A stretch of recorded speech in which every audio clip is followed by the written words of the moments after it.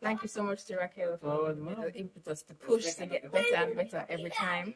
A lot of who I am as a player is because they're players like her give me the motivation. Thank you to him and my coach for helping me to get better and better over time. This is my first final ever in a tournament. My first title. I'm 3 years now playing tennis. I'm just grateful that I have the support. Thankful to God. Right. Oh my gosh, Racquel is so consistent. She's a very consistent, very persistent player. So I just had to make sure that I kept calm, kept consistent, played in. Don't go for anything too fancy.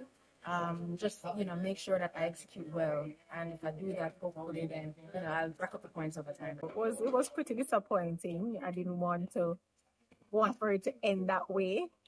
But I had multiple cramps happening all at the same time. Kenia was a very tough opponent in the finals. She was defending a lot and turning a lot of the balls.